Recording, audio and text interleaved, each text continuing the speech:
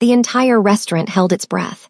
Chairman Ban Dongmin, the most feared crime lord in Seoul, had just been insulted by a high society guest for his fisherman's roots. The room waited for blood. But before the chairman's son could respond, a voice cut through the tension, soft, respectful, but unmistakably wrong. A young black waitress, head bowed in a perfect 45-degree angle, greeted the chairman not in standard Seoul Korean, but in the ancient Gyeongsang Sadori, a dialect so rare and noble it hadn't been heard in the underworld for 3 generations. The clatter of silverware stopped. The air turned to glass. Chairman Ban's hand froze an inch from his glass. He wasn't just shocked.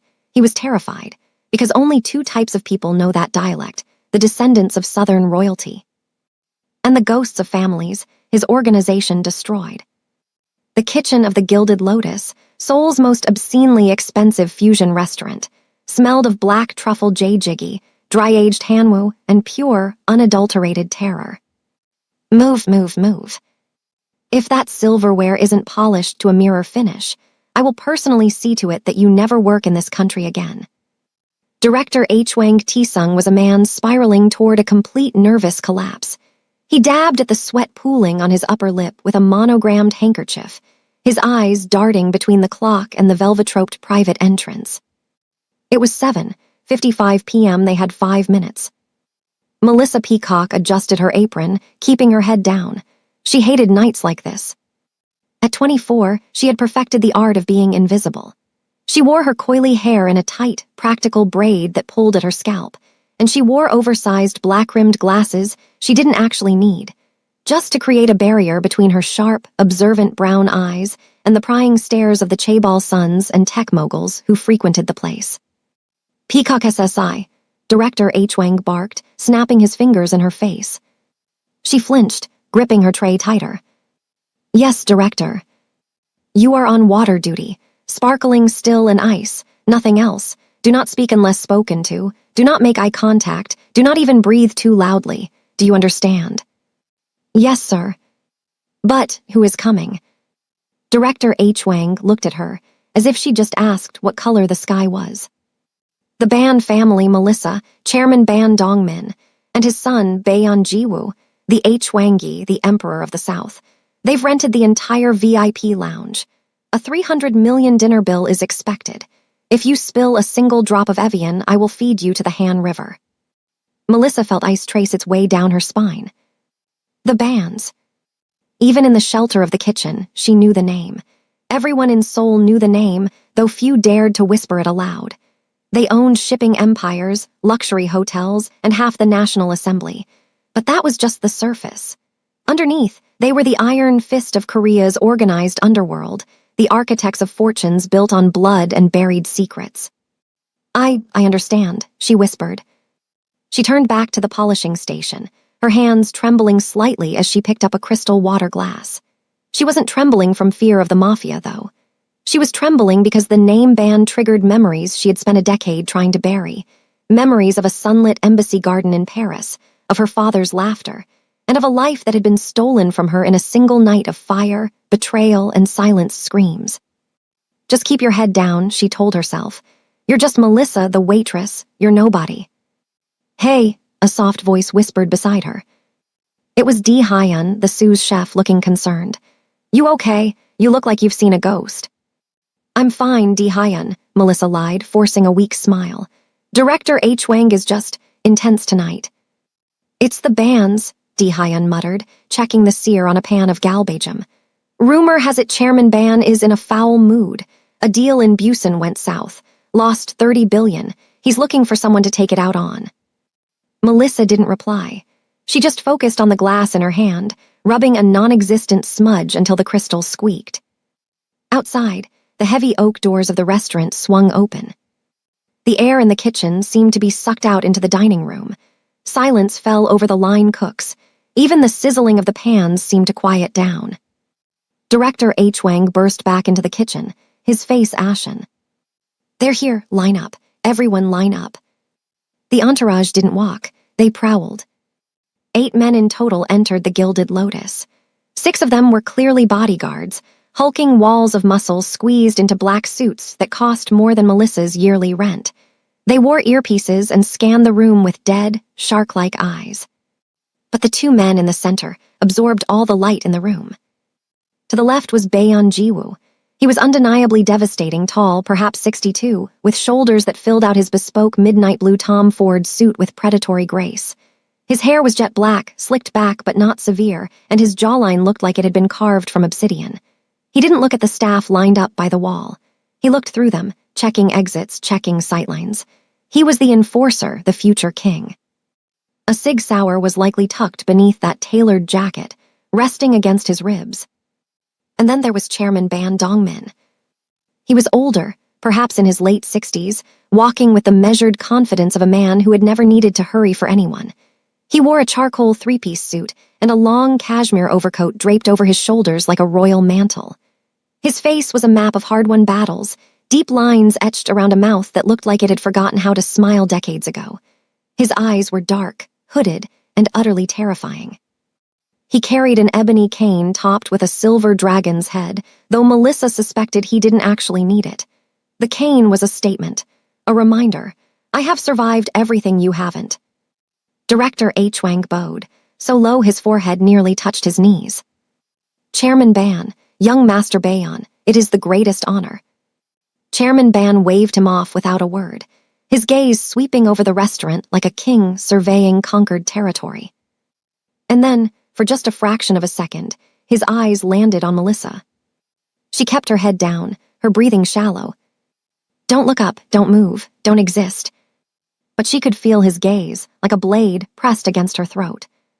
And somewhere deep in her chest, beneath the fear and the carefully constructed mask of invisibility, a small, dangerous voice whispered, "He doesn't remember you. But you remember him." The first rule of survival in a place like the Gilded Lotus was simple: never be memorable. Melissa had learned this lesson the hard way, in a dozen different cities under a dozen different names. In Paris, she'd been Marie, a chambermaid at the Ritz. In London, Clara, a bookshop clerk in Notting Hill. In Tokyo, she'd served tea in a ryokan where Yakuza bosses came to forget their wars for a weekend. Each time, the pattern was the same. Keep your head down. Smile when expected. Fade into the wallpaper. Survive. Seoul was supposed to be different. Seoul was supposed to be her last stop, the place where she could finally exhale and let the past stay buried. But as she polished the water glasses in the back corridor of the VIP lounge, listening to the muffled chaos of the kitchen behind her, Melissa realized she'd been lying to herself. There was no last stop, not for people like her, not for the daughters of dead diplomats who knew too many secrets and had seen too many faces. She moved through her routine with mechanical precision. Check the ice buckets, refill the sparkling water carafes, adjust the ambient lighting in the lounge so it cast the Ban family's table in a warm, flattering glow. Director H. Wang had given her a 17-point checklist, and she'd memorized every item before her shift even started. That was the problem with having a perfect memory. You couldn't forget anything, even when forgetting would be a mercy. Through the frosted glass partition, she could see the Ban family settling into their seats. Chairman Ban sat at the head of the table, his posture regal despite his age. Baeon Jiwoo sat to his right, his expression unreadable as he scanned the room one final time. The bodyguards had taken positions at the three entrances to the lounge, their hands resting casually near their concealed weapons. Melissa's hands moved on autopilot, arranging the glassware, but her mind was elsewhere. She was calculating. It was a habit she couldn't break, a skill drilled into her by her father during long summers at the embassy compound. Always know your exits, Melissa. Always know who's watching. Always know who holds the real power in the room. Chairman Ban held the power. That much was obvious. But Jiwoo was the danger. She could see it in the way he moved, in the coiled tension beneath his expensive suit. He was the kind of man who could smile at you over dinner and slit your throat before dessert arrived. She'd met men like him before. Some of them were even still alive. Peacock SSI? Director H. Wang appeared at her elbow, his voice a harsh whisper. They're ready for water service. Go, now, and for the love of God, do not embarrass me. Melissa nodded, lifting the tray of crystal glasses with practiced ease. The weight was familiar, comforting even. It gave her hands something to do, a reason to keep her eyes down and her expression neutral. She pushed through the partition door and entered the VIP lounge. The temperature seemed to drop 10 degrees. Chairman Ban was speaking in low tones to an older man seated across from him, someone Melissa didn't recognize, though his Patek Philippe watch and custom-tailored handbag suggested he was either old money or new power trying to look like old money. Jiwoo was silent, his fingers drumming an irregular rhythm on the armrest of his chair. He looked bored, but Melissa knew better. Bored predators were the most dangerous kind. She approached the table from the left, keeping her movements small and deferential. In her peripheral vision, she could see one of the bodyguards tracking her progress. His hand had shifted slightly, now resting on his belt buckle. Not overtly threatening, but close enough to his weapon that he could draw in under 2 seconds if needed. "Sparkling or still, Chairman?" she asked in Korean, her accent carefully neutral. Not too polished, not too regional, just another faceless service worker in a city full of them. Chairman Ban didn't look at her. Still, room temperature. Of course. She poured with the kind of precision that came from pouring 10,000 glasses before this one. Not a drop spilled, not a sound louder than necessary. She was a ghost, a shadow, a non-entity, exactly as she needed to be. But as she moved to Jiwoo's glass, something shifted. She felt his gaze before she saw it, a physical weight that made the hair on the back of her neck stand up. She kept her expression blank, her hands steady, but internally she was screaming at herself to move faster, to finish and get out. "You're new," Jiwoo said. His voice was smooth, almost pleasant, but there was an edge underneath that suggested he'd already decided she was either an asset or a threat. Melissa's training kicked in. She smiled, small, polite, forgettable. "I've been here 6 months, sir." 6 months, he repeated, as if testing the words. "And yet I've never seen you before." "I usually work the main dining room. Director H. Wang assigned me here tonight." She kept pouring, kept moving. "Don't engage. Don't give him a reason to remember you." But Jiwoo wasn't finished. "You have good posture, military." The question landed like a knife between her ribs. Melissa's hand didn't shake. Years of training ensured that, but something must have flickered across her face, because Jiwoo's eyes narrowed almost imperceptibly. "Ballet," she lied smoothly. "When I was younger, my mother insisted." It was a good lie, believable, the kind of detail that would satisfy casual curiosity without inviting further investigation. She finished pouring his water and moved to the next guest, but she could still feel Jiwoo's eyes on her back. He didn't believe her. Or worse, he believed her and was intrigued anyway. Director H. Wang appeared at the edge of the lounge, his expression radiating barely contained panic. He gestured frantically for her to finish and leave. Melissa obeyed, completing the water service with the same mechanical efficiency she'd started with. As she retreated toward the partition door, she allowed herself one final glance at the table. Chairman Ban was laughing at something his guest had said, his whole face transformed by the rare expression of genuine amusement. He looked almost human in that moment, almost like the kind of grandfather who'd spoil his grandchildren with sweets and stories. It was a good mask, a necessary one for a man who'd built an empire on the bones of his enemies. And then the guest said something else, something Melissa couldn't quite hear, and Chairman Ban's laughter died. The warmth drained from his face like water from a broken glass. His hand tightened around his cane, knuckles going white. "I come from fishermen," the chairman said quietly. His voice was soft, but it carried through the lounge like a crack of thunder. "My father gutted fish on the docks of Busan for 30 years. He died with calluses on his hands and not a single one to his name. And you dare." The guest raised his hands in a placating gesture, but Melissa could see the contempt in his eyes. The barely concealed sneer that said, "You can buy all the suits you want, Ban. You'll always be a fisherman's son." Melissa should have kept walking, should have pushed through the partition door and disappeared back into the kitchen where she belonged. But something inside her, something old and stubborn and deeply, catastrophically stupid, refused to let her move. She watched Chairman Ban's face harden into something ancient and terrible. She watched Jiwoo's hand drift toward his jacket. She watched the bodyguards shift their stances, preparing for violence that would paint the VIP lounge red. And in that frozen moment, Melissa made a choice that would destroy everything. She stopped walking. She turned.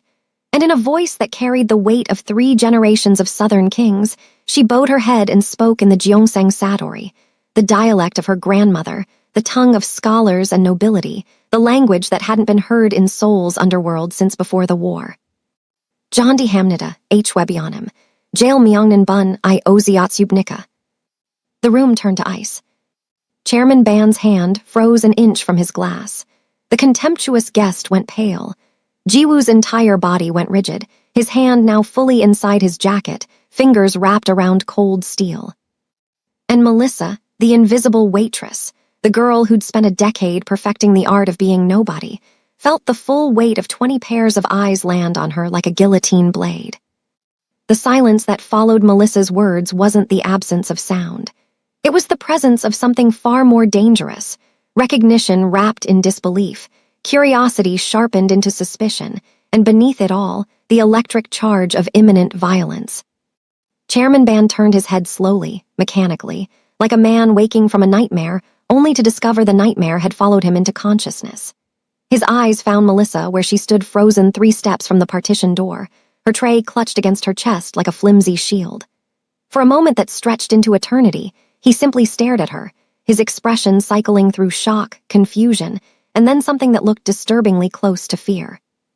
The contemptuous guest, a man Melissa now recognized as Vice Chairman Cho of Daehan Financial Group, one of the oldest money families in Seoul, had gone from ruddy-faced arrogance to ashen disbelief. His mouth hung open in a way that would have been comical if the situation weren't careening toward catastrophe. He looked at Melissa, then at Chairman Ban, then back at Melissa, as if trying to solve an equation that refused to balance. "What did she just say?" Vice Chairman Cho whispered, though the lounge's acoustics carried his words to every corner.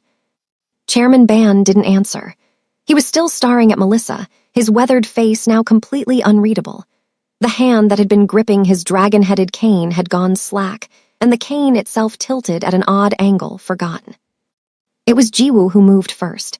He rose from his chair with the fluid grace of a man who'd been training for violence since childhood, his hand still inside his jacket. He didn't draw his weapon, not yet, but the threat was clear. In 3 strides he'd crossed the distance between the table and Melissa, positioning himself between her and the exit. Up close, he was even more imposing than she'd realized. The expensive cologne couldn't quite mask the scent of gun oil and something darker, more metallic. Blood, perhaps, or just the memory of it. "Say it again," Jiwoo commanded, his voice barely above a whisper but carrying the weight of an executioner's order. Melissa's training screamed at her to run, to drop the tray and bolt for the kitchen, to disappear into the Seoul night and never look back. But her feet remained rooted to the antique Persian rug, and her mouth, that treacherous, stupid mouth, opened again. "Jondi Hamnida, H. Webionim," she repeated, softer this time but with no less clarity. "I honor you greatly, Chairman. The most esteemed elder has arrived." The Gyeongsang dialect rolled off her tongue like water, each syllable weighted with centuries of tradition. It wasn't just a regional accent. It was a declaration of lineage, of belonging to a world that had supposedly died with the old Korea. Only the most educated scholars still studied it. Only the descendants of the southern aristocracy still spoke it at home, behind closed doors, where the nouveau rich couldn't hear them clinging to their fading relevance. And certainly, no black waitress in a fusion restaurant should know it existed, let alone speak it with the fluency of someone who'd been raised in it. Jiwoo's eyes narrowed to dangerous slits. "Who taught you that?" "My grandmother," Melissa said, and it was the truth, though not the whole truth. Her grandmother had taught her many things during those precious summers in the countryside outside Gyeongju, before the world had caught fire and turned her family into ghosts. But she'd also been taught by linguists at the embassy, by her father's associates who'd needed her to blend in anywhere, to speak any language, to become anyone. "Your grandmother," Jiwoo repeated, his tone suggesting he found this about as believable as a fish claiming it could fly. "And where is your grandmother now?" "Dead," another truth, another fragment of a larger lie. Chairman Ban finally found his voice. It emerged rough, shaken, nothing like the commanding tone he'd used moments before. "Come here, girl." It wasn't a request. Melissa's legs moved before her brain could fully process the command, carrying her toward the table where the chairman sat. The bodyguards had shifted positions, forming a tighter perimeter around the lounge. No one was getting in. More importantly, no one was getting out. As she approached, Melissa forced herself to observe details, to catalog information the way her father had taught her. Vice Chairman Cho's left hand was trembling slightly where it rested on the table. The bodyguard nearest the north entrance had adjusted his stance, weight now on his back foot, ready to move forward, not defend. And Chairman Ban's breathing had quickened, though he was trying to hide it behind the mask of composure that had served him for decades. "Set down the tray," Chairman Ban ordered. "Look at me." Melissa obeyed, placing the tray on a nearby service cart before turning to face him directly. It violated every instinct she'd cultivated over the past decade. Don't make eye contact. Don't be seen. Don't be remembered. But those rules belonged to the invisible waitress named Melissa Peacock, and that woman had just ceased to exist the moment she'd opened her mouth. Chairman Ban studied her face with an intensity that made her skin prickle. His gaze traced her features, the sharp intelligence in her eyes that the oversized glasses couldn't fully hide, the set of her jaw, the way she held herself despite the fear coursing through her veins. He was searching for something, some ghost from his past, some answer to a question he hadn't yet asked. "You speak the old tongue," he said finally. "Not the simplified version they teach in universities, the real dialect. The one my grandmother used when she wanted to remind my father of everything he'd lost when they came down from the mountains." It wasn't a question, but Melissa nodded anyway. "And you're what, 23, 24? 24. Born where?" This was the moment, the knife's edge. She could lie, construct some elaborate backstory about a Korean adoptive family, about summers spent in Jeonju learning from elderly relatives. It might even be believable enough to satisfy casual curiosity. But Chairman Ban wasn't casually curious. He was hunting, and men like him could smell a lie the way sharks smelled blood in water. "Paris," Melissa said, "but my grandmother lived in Jeonju. I spent summers there as a child." "Your grandmother's name." The tray on the service cart suddenly seemed very far away, and Melissa's hands felt empty, vulnerable. "Respectfully, Chairman, I don't see how my family history is relevant to water service." The temperature in the room dropped another 10 degrees. Several of the bodyguards shifted, hands moving closer to concealed weapons. Vice Chairman Cho looked like he wanted to disappear through the floor, and Jiwoo, still standing close enough that Melissa could count his heartbeats in the pulse visible at his throat, smiled. It wasn't a pleasant expression. "You speak to my father in the tongue of kings," Jiwoo said softly, "and then you tell him what is and isn't relevant. You're either extraordinarily brave or catastrophically stupid." "Perhaps both," Melissa replied before she could stop herself. For a fraction of a second, something flickered across Jiwoo's face. Surprise, maybe, or reluctant admiration. It vanished as quickly as it appeared, replaced by the cold mask of calculation. He turned to his father. "Abiyoji, let me handle this." But Chairman Ban raised a hand, silencing him. The old man's expression had shifted again, morphing from shock into something more complex. When he spoke next, his voice carried a different weight, not anger, but a kind of careful respect that hadn't been there before. "Agassi," he said, using the old form of address for a young woman of quality. "You have done something tonight that no one has dared to do in many years. You have reminded me of who I was before I became who I am." He paused, his gaze flicking briefly to Vice Chairman Cho, whose face had taken on a grayish pallor. "This man insulted my origins. He suggested that no matter how high I climb, I will always smell of fish guts and poverty, that the blood in my veins is too common, too dirty, to deserve the respect of Seoul's elite."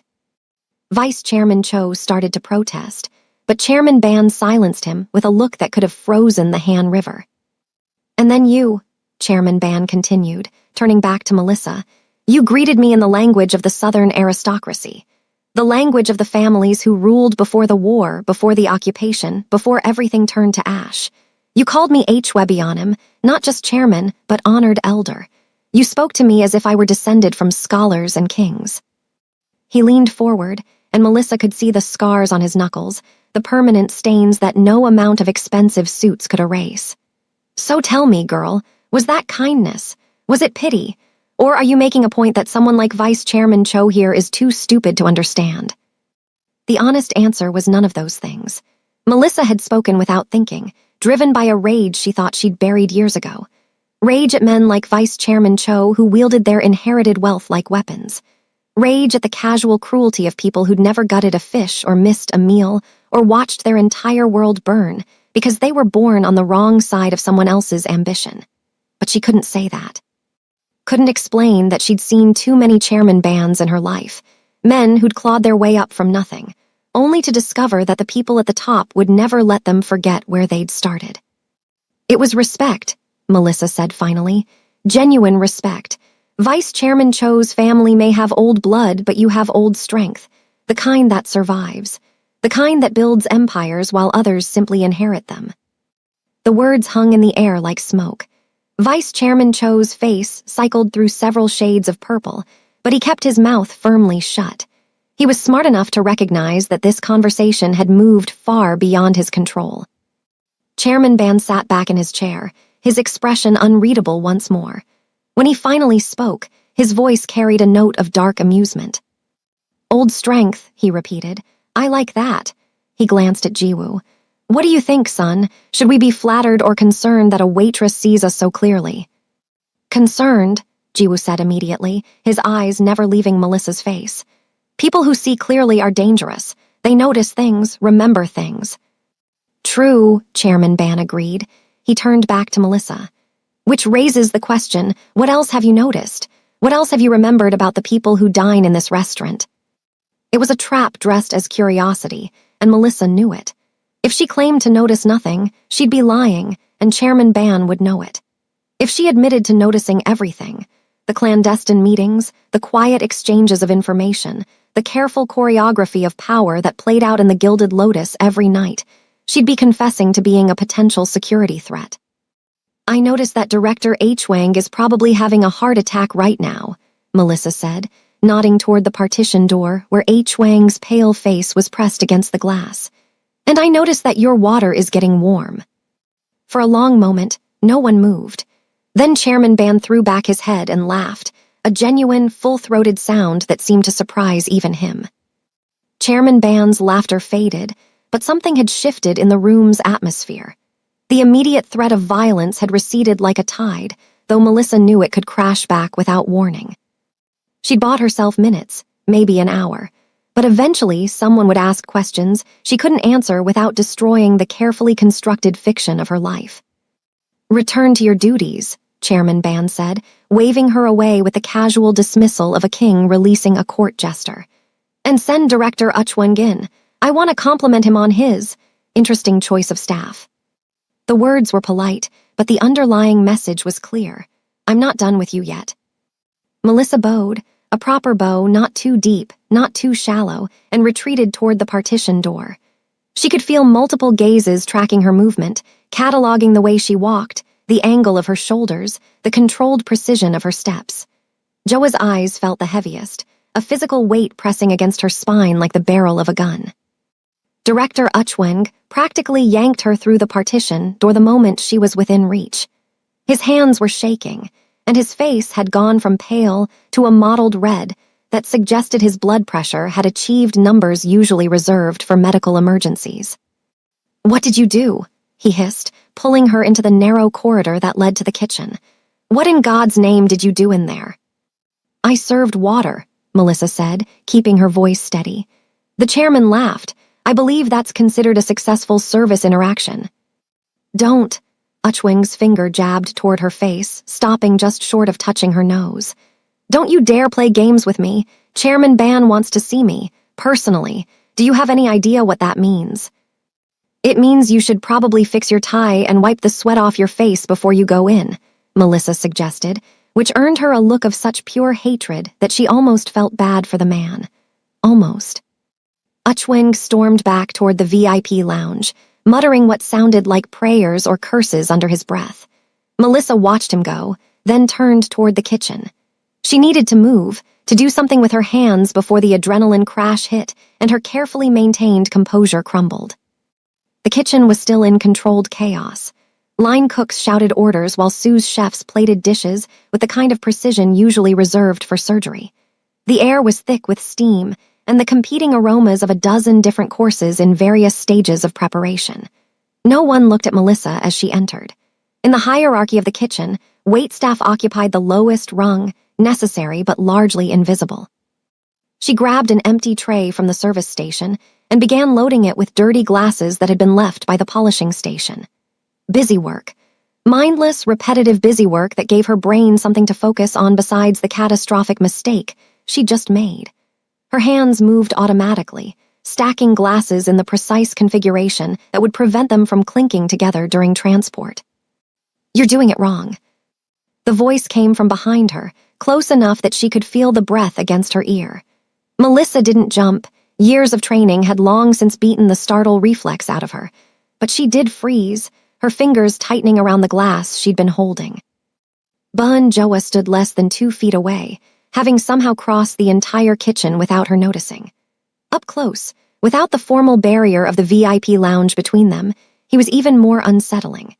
His eyes were dark brown, almost black, and they held the kind of cold intelligence that suggested he'd seen through every lie she'd ever told before she'd even opened her mouth. "Excuse me," Melissa said, not turning around. If she turned, she'd have to look at him, and looking at him meant acknowledging that he'd invaded her space, her sanctuary, the one place in the restaurant where she should have been safe from scrutiny. "Your stance," Joa said, moving to her side so she couldn't avoid seeing him without making it obvious she was avoiding him. Weight distributed 50-50 between both feet, knees slightly bent, shoulders squared, center of gravity low. He tilted his head, studying her the way a jeweler might study a diamond, looking for flaws or proof of authenticity. That's not how waitresses stand. That's how soldiers stand. That's how people have been trained to move quickly, to react to threats, to survive combat stand. Melissa set down the glass she'd been holding with deliberate care. "I took a self-defense class at university. Women traveling alone need to know how to protect themselves." "A self-defense class," Joa repeated, his tone making it clear he found this explanation about as convincing as Vice Chairman Chuz's stammered apologies. "And which university was that?" "Sorbonne," Melissa said, because it was true enough to be checkable and vague enough to be unhelpful. "Paris campus, 3 years ago." "The Sorbonne offers excellent self-defense classes," Joa said conversationally, as if they were discussing the weather rather than circling each other like predators establishing territory. "Basic striking techniques, how to break a grip, how to use everyday objects as improvised weapons, very practical curriculum." He paused, letting the silence stretch just long enough to become uncomfortable. "But they don't teach you how to assess a room's tactical layout in under 3 seconds. They don't teach you how to identify armed personnel by the slight bulge under their jackets or the way they keep their strong hand free. And they certainly don't teach you the Jiangseng dialect spoken by families who died before you were born." Melissa's pulse was hammering in her throat, but she kept her expression neutral, bored even. "I'm a good student. I pay attention." "You're more than a good student." Joa reached past her, picking up one of the glasses she'd been stacking. He held it up to the light, examining it as if it held secrets. "You're a woman who speaks 5 languages. I counted the switching between Korean, English, and Japanese during dinner service, plus the French you just claimed and the ancient dialect that stopped my father's heart. You're a woman who moves like violence is just another word in your vocabulary. And you're a woman who's working as a waitress in Seoul, when you could clearly be doing something far more profitable with your skill set." He set the glass down and turned to face her fully. "So let's stop pretending you're just a well-educated server who happened to remember a few phrases from her grandmother. Tell me who you really are, or I'll have one of my people run your fingerprints and find out myself." The threat was delivered without malice, without raised voice or physical intimidation. That somehow made it worse. Joa wasn't angry, he was curious, and curious predators were patient. They'd wait hours, days, weeks if necessary to satisfy that curiosity. "I'm exactly who I appear to be," Melissa said, meeting his gaze for the first time since he'd entered the kitchen. "A woman who needed a job and was good at carrying plates without dropping them." "No," Joa said softly. "You're a woman who's hiding. I recognize the signs because I've spent my entire life watching people hide from my family, but most of them aren't nearly as good at it as you are." He leaned closer, close enough that she could see the faint scar above his left eyebrow, the result of what must have been a vicious fight years ago. "Which makes me wonder what you're hiding from, or who." Before Melissa could formulate a response that wouldn't dig her grave any deeper, The kitchen's back door swung open with a bang that made half the line cooks jump. Da-hun burst through, his face flushed from the cold and excitement. "Did you hear?" he said to no one in particular and everyone at once. "There's a protest blocking traffic on Gangnam Boulevard, some kind of labor demonstration. The entire street is gridlocked."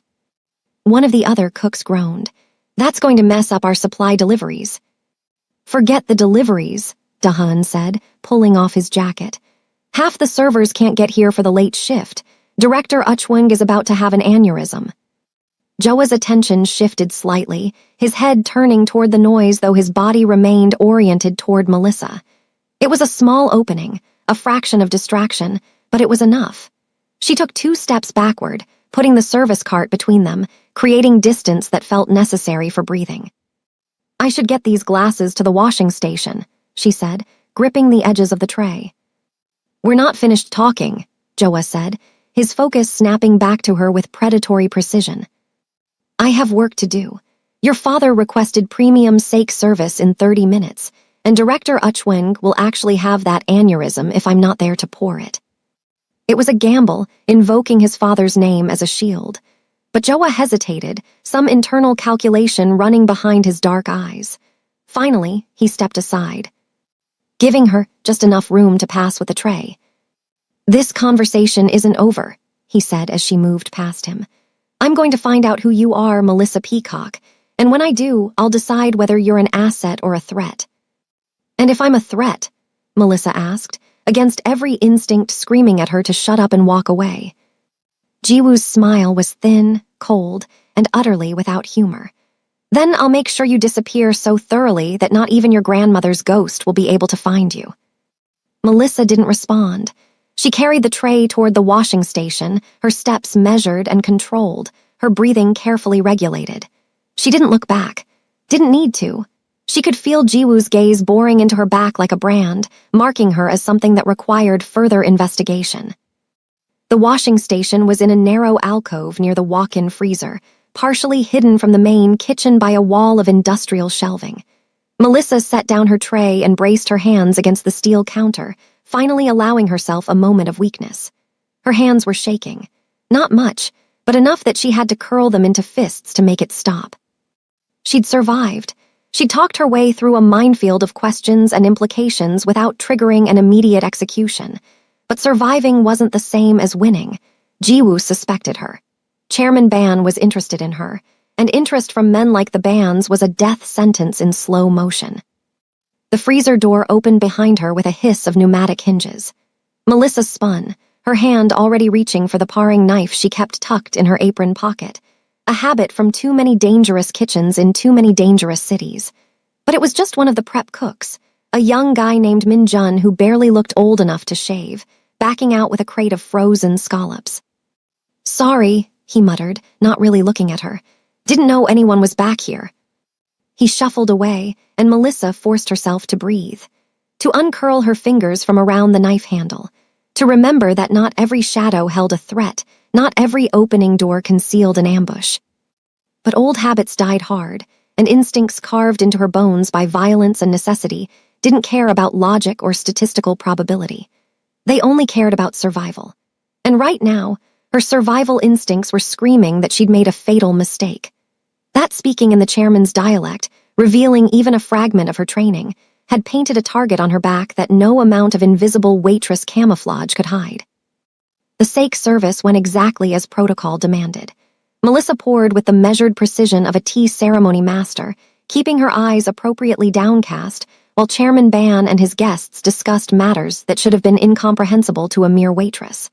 Port acquisitions, political appointments, the delicate art of persuading judges to see reason. She heard everything and gave no indication she understood any of it. Jiwoo watched her the entire time. Not obviously, he was too well trained for that, but she could feel the weight of his attention like static electricity before a lightning strike. Every movement she made was being catalogued, analyzed, compared against some internal database of threats and anomalies. When she finished and retreated to the service corridor, Melissa allowed herself exactly 30 seconds to lean against the wall and close her eyes. 30 seconds to acknowledge the exhaustion creeping through her bones, the fear coiled in her gut like razor wire. Then she straightened, adjusted her apron, and returned to the choreographed dance of service. The next 2 hours passed in a blur of courses, each one more elaborate than the last, each requiring its own specialized presentation. Melissa moved through the routine on autopilot, her body executing practiced movements while her mind worked furiously on an exit strategy. She could disappear tonight, grab her go-bag from the cramped studio apartment she rented in Hongdae, catch the last KTX to Busan, and be on a boat to Japan by dawn. She'd done it before, could do it again. But something made her hesitate. Some stubborn, self-destructive part of her that refused to run until she absolutely had to. The explosion answered that question with brutal finality. The sound hit first, not the Hollywood fireball boom, but something sharper, more percussive, like the world's largest champagne bottle being uncorked directly into her eardrums. The VIP lounge's reinforced windows absorbed most of the blast, spiderwebbing with cracks but not shattering. The shockwave followed half a heartbeat later, a wall of pressure that knocked Melissa off her feet and sent her sliding across the polished floor. Her training kicked in before conscious thought. Even as she was falling, she was analyzing. The blast had come from below, basement level, probably the wine cellar. Not military-grade explosives, the pressure wave was wrong, too diffuse. Homemade device, likely fertilizer-based, designed to cause chaos more than casualties, which meant this wasn't random terrorism. This was a distraction. Melissa's ears were ringing, but she forced herself to focus past the high-pitched whine. In the VIP lounge, Chairman Ban had been thrown backward in his chair, which had probably saved his life. The trajectory put him below the sight line of the shattered window. Jiwoo was already moving, his weapon drawn, shouting orders to the bodyguards. Vice Chairman Cho was curled on the floor, hands over his head, making high-pitched whimpering sounds that would haunt his social standing for years.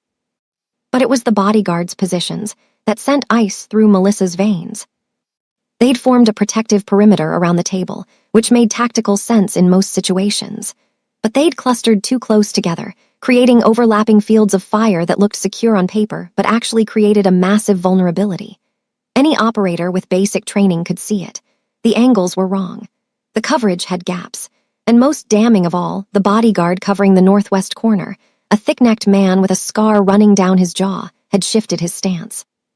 His weapon wasn't pointed outward toward potential threats. It was angled inward, toward Chairman Ban. The dead zone. That's what her father had called it. The moment when protective formations became kill boxes, when the people meant to shield you became the weapons pointed at your heart. Melissa saw the scarred bodyguard's finger tighten on the trigger, saw Jiwoo's attention focused on the shattered window, his back to the real threat. Saw Chairman Ban struggling to stand, completely exposed, 3 seconds from death. She moved. Later, Melissa wouldn't remember making the decision. Wouldn't remember the rational calculation of risk versus reward, the careful weighing of consequences.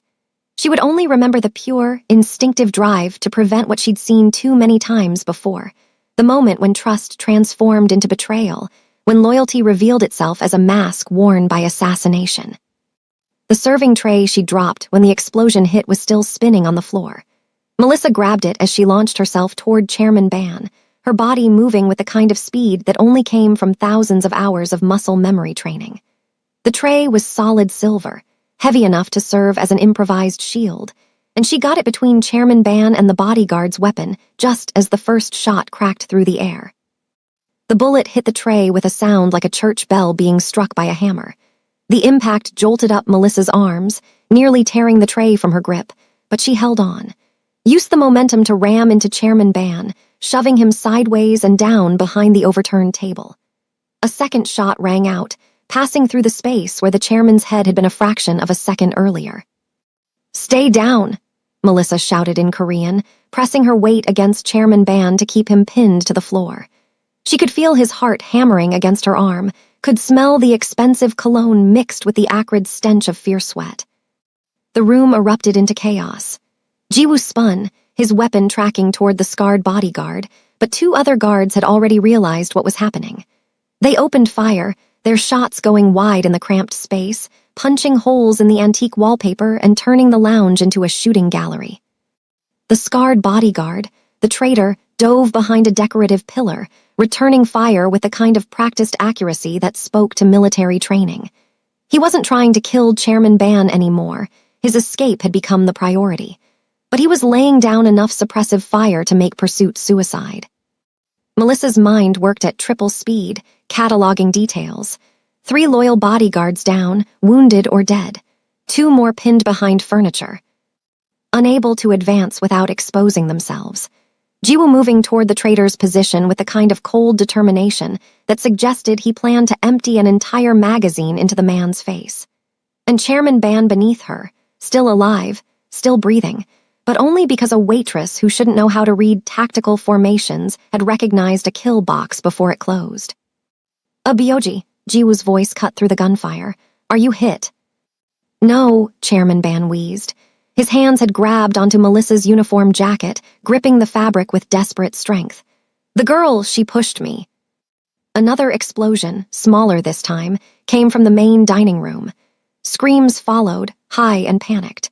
The sound of breaking glass, running feet, the particular chaos that came when civilians encountered violence they'd only seen in movies. We need to move, Melissa said, her voice calm despite the adrenaline turning her blood into rocket fuel. They're herding everyone toward the south exit. It's a kill funnel. Anyone who goes that way is dead. Jiwoo had reached the pillar where the traitor had taken cover. He moved with the economical violence of someone who'd done this before, rounding the corner with his weapon raised. The shot he fired was followed by a wet, choking sound. When Jiwoo stepped back, his expression was utterly blank, and there was blood misted across his white shirt cuff. He crossed back to where Melissa still covered his father, his eyes finding hers with an intensity that felt like physical contact. How did you know? His stance was wrong, Melissa said. Weight forward, weapon angle inward. He was preparing to fire on the chairman, not defend him. And you just happened to notice that while serving sake. I notice a lot of things. Jiwoo stared at her for a long moment, something complicated moving behind his dark eyes. Then he extended his hand, pulling Chairman Ban to his feet with surprising gentleness. The old man was shaking, his carefully constructed composure finally cracking under the weight of narrowly avoided death. Someone inside, Chairman Ban said, his voice hoarse. Someone close enough to turn my own security against me. I'll find them, Jiwoo promised, and the cold certainty in his voice suggested that whoever had orchestrated this betrayal would beg for death long before he granted it. A third explosion, this one from the kitchen, sent tremors through the floor. The lights flickered once, twice, then died completely. Emergency lighting kicked in, bathing everything in sickly red that made the blood splattered across the walls look black. We can't stay here, Melissa said. She'd released Chairman Ban but remained in a crouch, her body instinctively seeking the smallest target profile. The explosions are sequential, methodical. They're collapsing your escape routes one by one. In about 90 seconds, the only way out will be the route they want you to take. The underground parking garage, Jiwoo said immediately. There's a private elevator. Which they'll have covered. Melissa closed her eyes, rebuilding the restaurant's layout in her mind. She'd memorized it weeks ago, the same way she memorized every building she spent significant time in. Emergency exits, structural weaknesses, routes that didn't appear on official blueprints. The old service tunnel, the one they sealed off during renovations 3 years ago. Jiwoo's head snapped toward her. How do you know about that? Because I pay attention, Melissa said, and because I've seen building permits filed with the city. The tunnel connects to the adjacent property's basement, the office building on the corner. They never properly sealed it, just put up drywall and pretended it didn't exist. That tunnel hasn't been used in years. It could be structurally unsound. It's also the only route they won't have covered because officially it doesn't exist. Melissa looked at Chairman Ban, whose face had gone gray in the emergency lighting. Can you run? The old man straightened, some of his iron will reasserting itself. I've run from worse. Then we move, now. Jiwoo looked like he wanted to argue, wanted to demand more explanations for how a waitress knew things she shouldn't know, could do things she shouldn't be able to do. But the sound of booted feet in the corridor made the decision for him. Lead the way, he said, his weapon trained on the door. But if this is a trap, we're all already dead. Melissa interrupted. "So let's make sure it's not." She grabbed Chairman Ban's arm, supporting his weight as they moved toward the service corridor. Behind them, Jiwoo provided rear security, his movements fluid and professional. The remaining loyal bodyguards fell in around them, creating a loose protective formation that was probably the best they could manage under the circumstances. The emergency lighting cast their shadows long and distorted against the walls as they ran. Somewhere in the restaurant, more gunfire erupted. More screams. The methodical destruction of everything the Gilded Lotus had pretended to be, a sanctuary for the wealthy, a place where power could dine in peace. But Melissa had learned long ago that there were no sanctuaries, only temporary shelters from storms that never really stopped. The service tunnel entrance was hidden behind a false wall in the prep kitchen's dry storage room, exactly where Melissa remembered it from the architectural records she'd accessed during her 3rd week at the Gilded Lotus.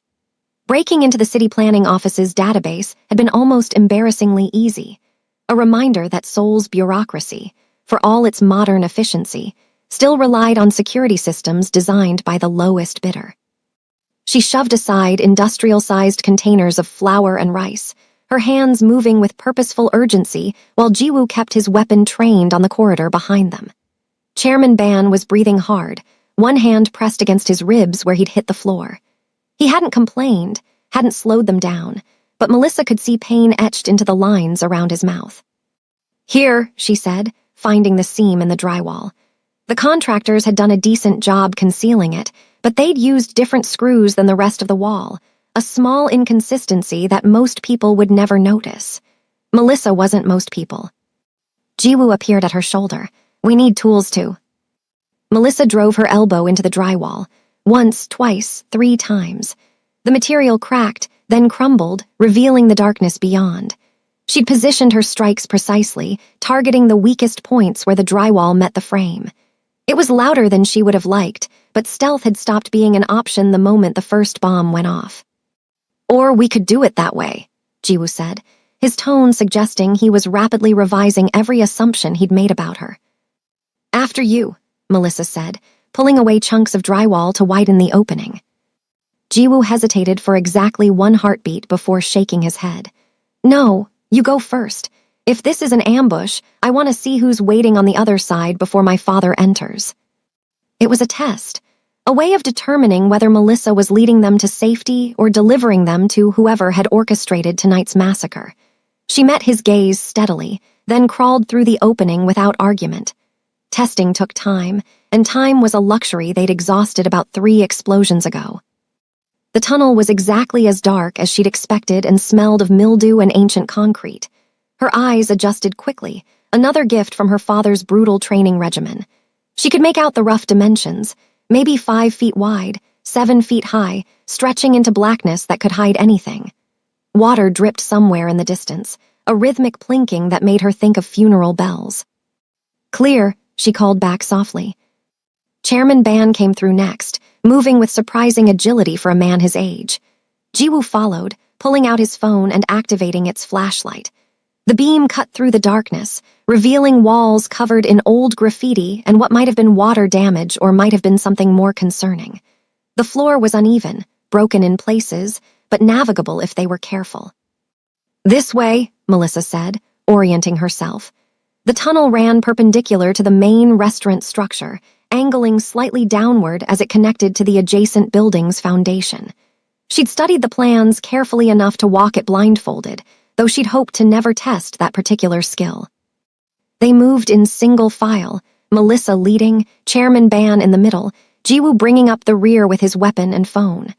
The sound of their footsteps echoed strangely in the confined space, making it impossible to tell if they were being followed.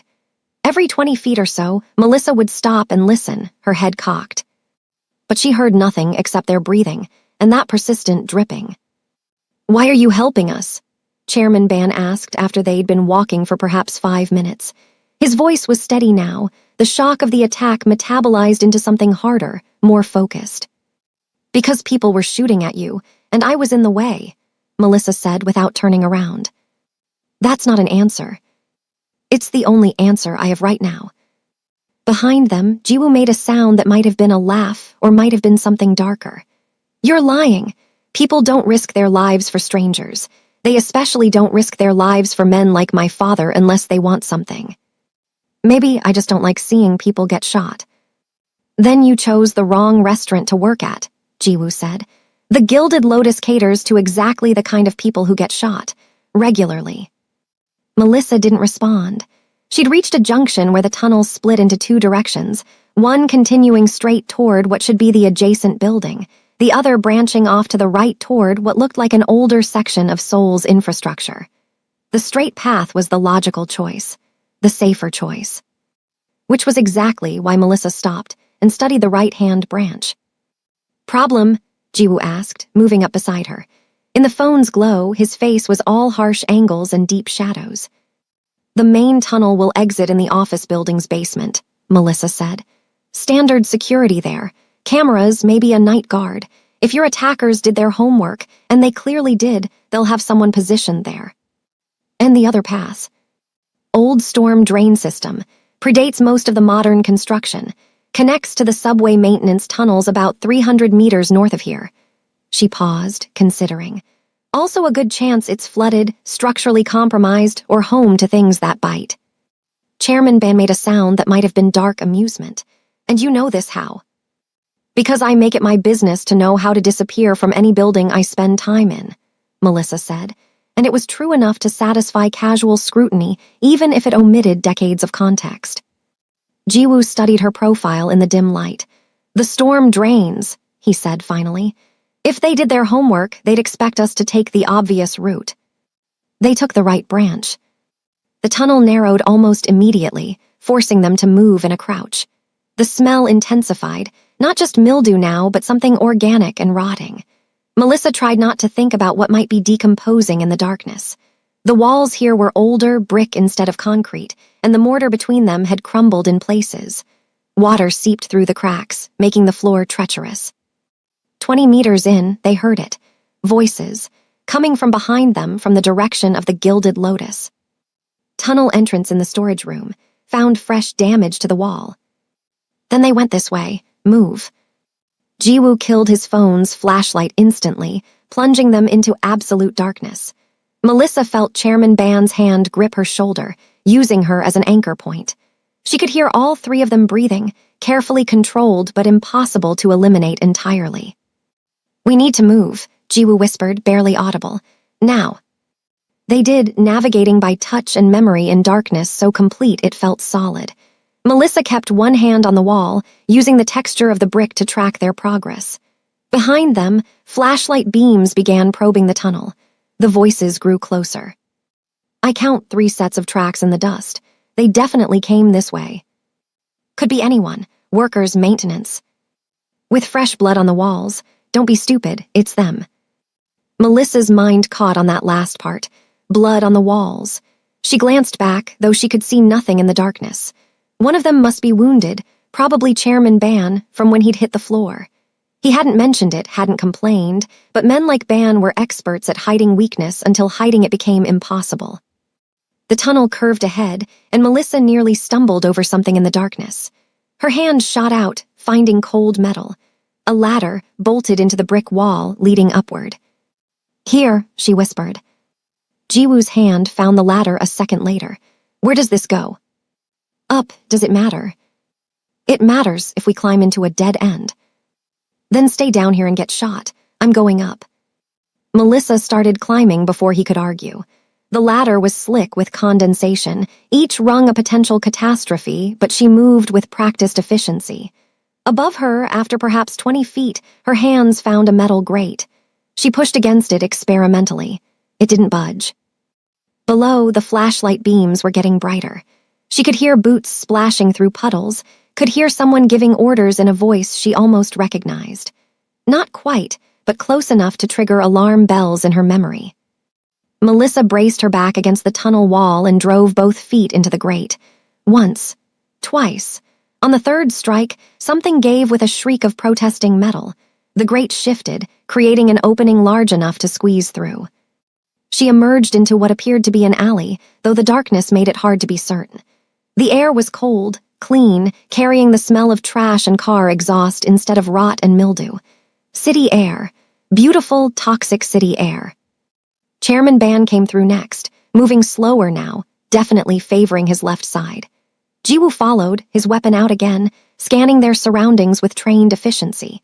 They were in a narrow service alley between two buildings, perhaps half a kilometer from the Gilded Lotus based on Melissa's mental map.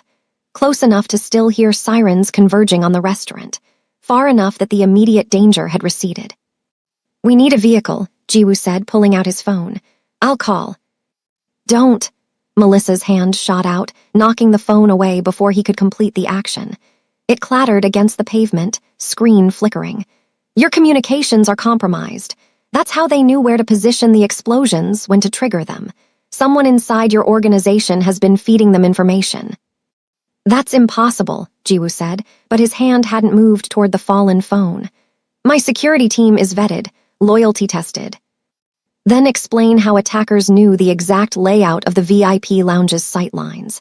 Explain how they knew which bodyguard would have a clear shot at your father. Explain how they knew the timing of every course, every movement, every..." A car appeared at the alley's mouth, not emerging slowly, not cautiously approaching. It materialized from the street beyond with the kind of aggressive certainty that suggested the driver knew exactly where they were going. The headlights pinned the three of them like insects on display. Jiwoo raised his weapon, but Melissa had already moved. She recognized the engine sound, the particular stance of the vehicle. A Mercedes G-Class, armored, probably weighing close to 4 tons with all the modifications. The kind of car that could ram through a building and come out the other side with scratched paint. The rear door opened before the vehicle fully stopped. A man emerged, mid-50s, wearing the kind of black tactical gear that suggested military background but no official affiliation. His face was weathered, scarred, familiar in a way that made Melissa's stomach drop. "Get in," the man said in Korean. Then his eyes found Melissa and something flickered across his expression. Surprise, maybe. Recognition, definitely. I know you." "I don't think so," Melissa said, but she did. Oh God, she did. She knew him from 8 years ago, from a safe house in Manila where her father had hidden them during the worst of the fallout. This was Seo Tae-min, former ROK Special Forces, current head of Chairman Ban's external security operations. Which meant, "It's secure," Seo said, addressing Jiwoo. "I have 3 more teams creating a perimeter. We need to move before they realize you made it out." Jiwoo didn't lower his weapon. "How did you find us?" "I didn't, she did." Seo gestured toward Melissa. "I had eyes on all the probable exit points. When I saw someone emerge from a storm drain that shouldn't exist, I took a chance." It made sense, almost, but something in Seo's tone, in the way he was carefully not looking at Melissa now, set off every alarm bell in her head. "The chairman needs medical attention," Melissa said, pivoting. "His ribs, the fall might have caused internal bleeding." Chairman Ban waved her off with surprising irritation. "I've survived worse than falling down." "You've also never been shot at by your own security before," Melissa countered. "This wasn't random. This was coordinated, professional, and it almost worked because someone very close to you very badly wants you dead." The words hung in the air like smoke. Chairman Ban's expression hardened, aging him a decade in seconds. "Then we find out who, and we make them regret every breath they've taken since birth." "Abioji," Jiwoo said quietly. "Get in the car, we'll discuss retribution after you're safe." Chairman Ban hesitated, then nodded. He moved toward the Mercedes, Jiwoo supporting him, leaving Melissa standing in the alley with Seo. "You shouldn't be here," Seo said, his voice pitched low enough that the others wouldn't hear. "Your father paid a lot of money to make sure you'd never be here." "My father's dead," Melissa said flatly. "Which is why you should have stayed dead too." Seo's hand moved, subtle but unmistakable, coming to rest near his sidearm. "Do yourself a favor. Disappear, tonight, before someone realizes who you really are." "Is that a threat?" "It's advice from someone who knew your father. He'd want you safe, not caught up in whatever vendetta is playing out in the Ban family." Seo glanced toward the Mercedes, where Jiwoo was helping his father into the back seat. "That boy in there, he's going to run your fingerprints. He's going to find the red file, and when he does, your father's sacrifice will have been for nothing." Before Melissa could respond, Jiwoo called out, "Are you coming or staying?" The question hung in the cold air. Melissa looked at Sio, whose expression was carefully neutral now, professional mask back in place. Then she looked at the Merceds, at Jiwoo silhouetted in the interior light, at Chairman Ban who'd nearly died because she'd seen a threat no one else had noticed. She'd spent 10 years running, 10 years building walls between herself and the past, 10 years pretending to be invisible. And in one night, one moment of speaking a forgotten dialect, she demolished all of it. "I'm coming," Melissa said, and walked toward the car before she could change her mind. The Ban family estate sat in the hills north of Seoul, far enough from the city's sprawl that the light pollution faded into something approximating natural darkness. The Merceds climbed through switchback roads carved into the mountainside, passing through 3 separate security checkpoints before the main house came into view. Each checkpoint had been staffed with men whose eyes held the flat, assessing quality of professional killers. Each had waved them through only after biometric confirmation, and what Melissa suspected were duress code verifications. The house itself was a study in contrasts, traditional Hanok architecture on the outside, all elegant curved roofs and natural materials, but the windows were bulletproof, and the decorative latticework concealed motion sensors sophisticated enough to detect a mouse at 50 meters. It was beautiful in the way a perfectly designed weapon was beautiful. Form serving function serving survival. Chairman Ban had said nothing during the 40-minute drive, his face carved from stone, his breathing carefully controlled. But Melissa had seen the way his hand kept returning to his ribs, had noticed the slight wince each time the car took a turn too sharply. Internal injuries, almost certainly. Maybe cracked ribs, maybe worse. Men his age didn't bounce back from violent impacts the way they had in their youth, no matter how much pride insisted otherwise. The car pulled into an underground garage that could have housed 20 vehicles and currently held perhaps a dozen, everything from bulletproof sedans to what looked like a modified tactical transport. Jiwoo was out before the engine died, barking orders into his phone in rapid-fire Korean that suggested he was coordinating a response that would be both comprehensive and brutal. Sio appeared at Melissa's door, opening it with a kind of careful courtesy that didn't quite mask the warning in his eyes. She ignored him and followed Chairman Ban toward an elevator that required both palm print and retinal scan to activate. The technology was military-grade, the kind of security usually reserved for government facilities or black sites that didn't officially exist. The elevator rose smoothly and silently. Chairman Ban studied his reflection in the polished steel doors, his expression unreadable. When he finally spoke, his voice was quiet but carried the weight of absolute authority. "You saved my life tonight." It wasn't a question, but Melissa answered anyway. "I saw an opening, I moved. Anyone would have done the same." "No," Chairman Ban said. "They wouldn't. Most people freeze when violence erupts. Their brains lock, their bodies betray them, and they die wondering why their legs wouldn't run." He turned to look at her directly. "You didn't freeze.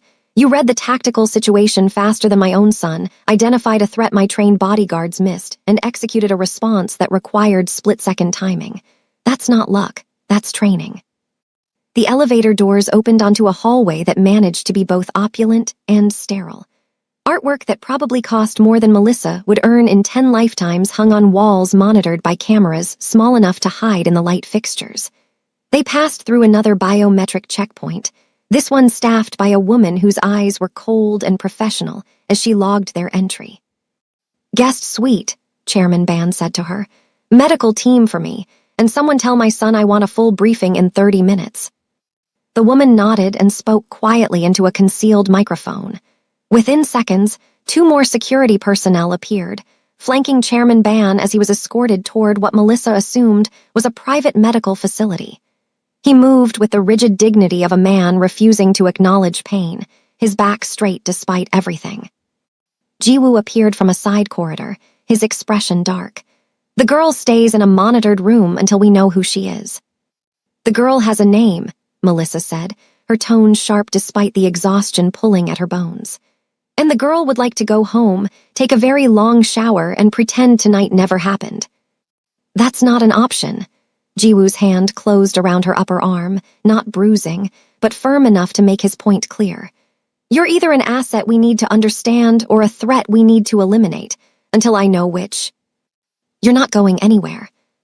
He guided her down another corridor, this one less ornate, more functional. The room he deposited her in was comfortable enough, tasteful furniture, attached bathroom, a window that offered a view of the gardens below. It was also very clearly a cell. The door locked from the outside. The window didn't open. And the cameras in the corners were obvious enough to send a message. We're watching.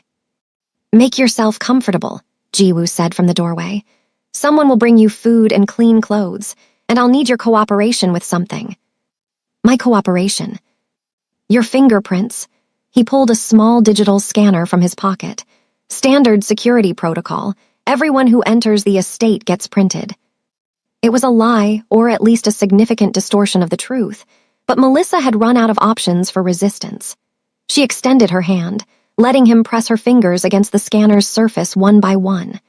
The device beeped softly with each print, storing data that would be run through databases she couldn't begin to guess at. How long am I staying in this very comfortable prison? Melissa asked as he finished. Until I decide you're not a threat. Jiwoo slipped the scanner back into his pocket. Or until I confirm that you are one. He left without waiting for a response. The lock clicked with a finality that made Melissa's chest tighten. She walked to the window, pressing her palm against the cool glass, looking out at gardens illuminated by subtle landscape lighting. Beautiful, trapped, a gilded cage that was still a cage. She should be planning an escape, cataloging the room's vulnerabilities, identifying potential weapons, calculating the distance to the perimeter fence and the likelihood of making it past Ban's security. Instead, she found herself sinking into an armchair near the window, her body finally acknowledging the toll of the past few hours. Her hands were shaking. Not much, but enough that she had to curl them into fists to make it stop. Someone knocked 30 minutes later. A young woman entered carrying a tray of food, rice, soup, banchan that looked homemade, and a neatly folded set of clothes. She set everything on the low table near the armchair and left without speaking, though her eyes had taken in everything about Melissa with the kind of observation that suggested she was more than just household staff. Melissa forced herself to eat, knowing she'd need the energy regardless of what came next. The food was excellent, which somehow made everything worse. She was being treated like an honored guest rather than a prisoner, which meant Chairman Ban was still deciding what to do with her. The moment that decision shifted from gratitude to suspicion, the quality of her accommodations would be the least of her concerns. She just finished changing into the provided clothes, comfortable loungewear that fit surprisingly well, when the door opened again. Jiwoo entered, his expression unreadable, carrying a tablet. He didn't sit, didn't make himself comfortable, just stood in the center of the room like a judge preparing to deliver a verdict. "Tell me about your father," he said. Melissa's stomach dropped. What about him? His name was Damien Peacock, British Diplomatic Corps, officially. Unofficially, he ran intelligence operations across Asia for the better part of 2 decades, specialized in infiltrating organized crime networks, collecting blackmail material on people who thought they were untouchable. Jiwoo's eyes never left her face. And 15 years ago, he collected something on my family, something my father decided couldn't be allowed to exist. The words landed like physical blows. Melissa kept her expression neutral through sheer force of will, but inside she was screaming. They knew, of course they knew. The moment Jiwoo had taken her fingerprints, she'd signed her own death warrant. Your fingerprints came back with an interesting flag, Jiwoo continued. Red file classification, reserved for individuals who pose existential threats to national security, or, in certain cases, to families wealthy enough to have their own classification systems. Your file was sealed 15 years ago, right after your father died in what was officially ruled an accidental house fire in Paris. It was an accident, Melissa said, and her voice only shook slightly. It was an execution, Jiwoo corrected. A professional one, designed to look like faulty wiring but actually a triggered incendiary device. Your father died, your mother died, but you, he tilted his head. You disappeared, vanished so completely that even our best investigators assumed you died in the fire too. Maybe I did. Don't insult my intelligence. Jiwoo set the tablet on the table, screen facing up. The display showed a file photo of a young girl, maybe 13, with serious eyes and her mother's smile. This is you. Melissa Peacock, age 13, photographed at the British Embassy in Seoul 3 months before your parents were killed. fluent in 7 languages, IQ tested at 156. Trained in multiple martial arts by embassy security staff who thought they were just keeping you occupied during summer breaks. He swiped to another image, this one more recent, grainier, taken from security footage. And this is you last year in Tokyo. Different hair, different name, but same biometric markers. You were working at a hotel that catered to Yakuza leadership. Stayed 6 months, then disappeared. I like to travel, Melissa said. See the world, experience different cultures.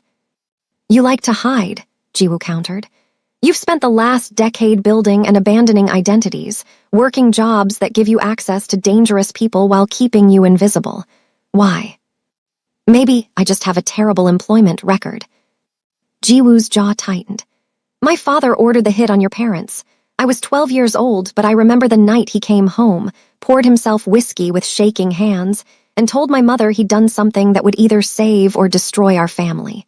I didn't understand what he meant then, but I understand now. He pulled out a chair and sat, finally, bringing himself closer to Melissa's eye level. Your father had evidence, something that could have dismantled everything my family built. My father made a choice, kill one family to save his own. And now, 15 years later, that dead man's daughter appears in our restaurant, speaks a dialect she shouldn't know, saves my father's life, and expects me to believe it's all just coincidence. I didn't know who you were when I applied for the job, Melissa said, and it was true. Mostly. She'd known the Gilded Lotus catered to dangerous clientele, but she hadn't known the Ban family were regulars until her 2nd week. By then, leaving would have attracted more attention than staying. But you figured it out. Yes. And you stayed anyway. I needed the job. You could have gotten a job anywhere. Your skills, real skills, not the Waitress act, could have earned you 10 times what you're making carrying plates. Jiwoo leaned forward. So why stay? Why put yourself in the same room as the family that murdered your parents? Unless.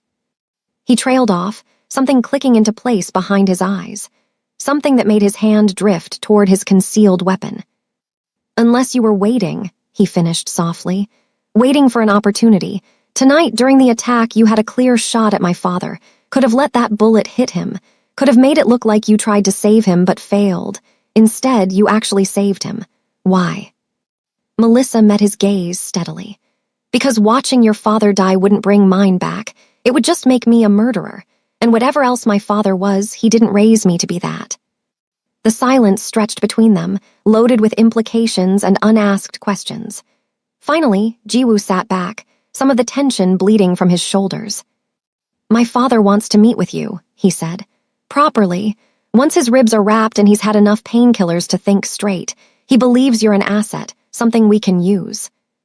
And what do you believe? I believe you're dangerous. I believe you're lying about something, even if I can't prove what yet. Jiwoo stood, reclaiming the tablet. But I also believe you saved my father's life tonight when you could have let him die. That buys you time, not freedom, not trust, but time. He walked to the door, then paused. The attack tonight, we identified the primary traitor. Former security chief named Go Taeyong. Been with my family for 12 years. My father trusted him, protected him, gave him wealth and status. And Go repaid that loyalty by selling access to assassins for a payout we traced to 17 million won and a guaranteed escape route to the Philippines. Jiwoo's expression was carved from ice. We found him 3 hours ago. He's dead now. Along with everyone he conspired with. But his betrayal cost us 6 good men. Men who died protecting a boss who'd already been sold out by someone they considered a brother. He opened the door, then looked back one final time. Sleep if you can. Tomorrow, you and my father are going to have a very long conversation about what comes next. And I suggest you be completely honest, because my patience for lies died about the same time Go did. The door closed, the lock clicked. And Melissa sat in her comfortable prison, watching the moon rise over the Ban family gardens, wondering if her father would be proud or horrified by the choices that had led her here. Sleep didn't come. Melissa spent the night watching shadows shift across the ceiling, her mind cycling through scenarios and contingencies, each one ending in variations of the same conclusion. She'd miscalculated badly, and the price for that miscalculation would likely be her life. Dawn arrived with muted gray light filtering through the window. The gardens below transformed from mysterious dark shapes into manicured perfection, ornamental cherry trees, stone paths, a koi pond that probably cost more than most people's houses. It was the kind of beauty that required constant maintenance, constant vigilance against entropy. Much like the Ban family's empire, she supposed. The same young woman from last night brought breakfast, a traditional spread that included grilled mackerel, kimchi, and fresh rice that steamed in its ceramic bowl. She also brought new clothes, more formal this time, tailored black slacks and a silk blouse that suggested Melissa was being elevated from prisoner to something more ambiguous. Guest, asset, valuable liability. "Chairman Ban will see you in an hour," the woman said, her Korean crisp and formal. "Someone will come to escort you." Melissa ate methodically, forcing down food her stomach didn't want but her body needed. She dressed with the same mechanical precision, her hands moving through the familiar routine of making herself presentable while her mind worked on the problem of survival. The truth would damn her. Lies would damn her worse, which left some narrow path between the two that she couldn't quite map yet. The escort arrived exactly on time. Not Jiwoo, but an older man with military bearing and a face that suggested he'd seen enough violence to be unimpressed by most of what life threw at him. He led her through corridors she hadn't seen during last night's arrival, past rooms where she glimpsed security personnel monitoring banks of screens, past what looked like a private armory, past evidence of wealth so profound it had stopped bothering to announce itself. Chairman Ban's office occupied the entire top floor of the eastern wing. Floor to ceiling, windows offered panoramic views of Seoul sprawling in the distance, the city's towers catching morning light like scattered jewels. The room itself was a careful balance of traditional and modern, antique furniture alongside cutting-edge technology, calligraphy scrolls hanging near digital displays showing real-time market data. The chairman sat behind a desk carved from a single piece of dark wood, his posture rigid despite the bandages Melissa could see beneath his partially open collar. Jiwoo stood near the windows, silhouetted against the morning light, his expression unreadable. Two other men occupied chairs along the wall, both middle-aged, both wearing the kind of expensive casual clothes that signaled serious wealth trying not to look like it was trying. "Sit," Chairman Ban said, gesturing to a chair positioned directly across from his desk. The positioning was deliberate, her back to the door, unable to see who might enter behind her, forced to face three men who held her life in their collective hands. Melissa sat. For a long moment, no one spoke. Chairman Ban studied her with the same intensity he'd shown at the restaurant, but now there was something else in his gaze. Recognition, maybe, or the ghost of it.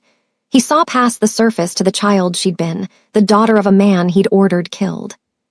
"Your father," Chairman Ban began, his voice rough with exhaustion or pain or both, was one of the most dangerous men I've ever encountered. Not because he was violent, though he could be when necessary, but because he understood that information is the only currency that matters. Power can be bought, loyalty can be purchased, but knowledge is absolute.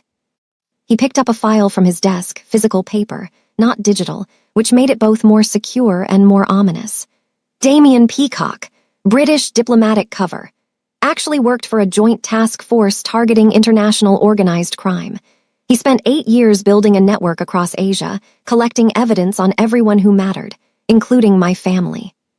Chairman Ban opened the file, though Melissa suspected he'd memorized its contents long ago. He documented everything. Financial flows that connected us to politicians, judges, police chiefs. Shipping manifests that proved we were moving more than legal cargo. Photographs of meetings that should never have happened. And most dangerous of all, he documented our involvement in the Incheon massacre. The name landed like a stone in still water. Melissa's father had never told her the specifics.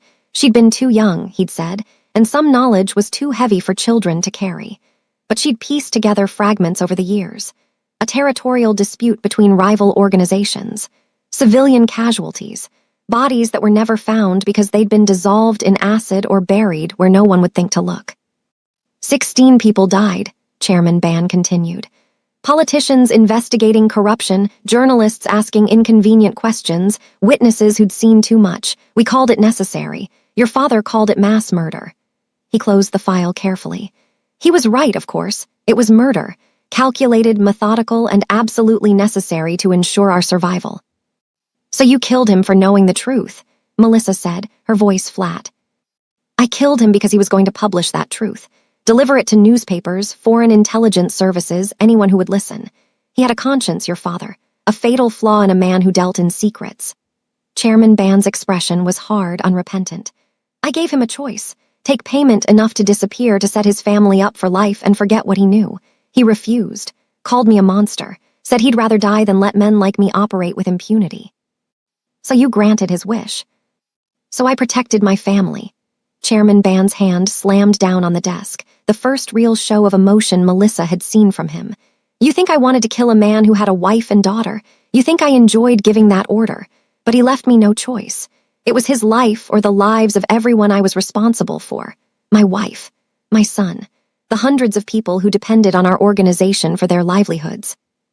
Thousands, actually, one of the men along the wall interjected. He had the smooth polish of a lawyer or accountant, someone who worked with numbers instead of blood. If you include legitimate businesses, supply chains, employees, the Band family enterprise supports approximately 8,000 people directly and another 20,000 indirectly. Thank you, Advisor Yoon, Chairman Band said dryly. I'm sure that statistical context is very comforting to Miss Peacock. Melissa said nothing.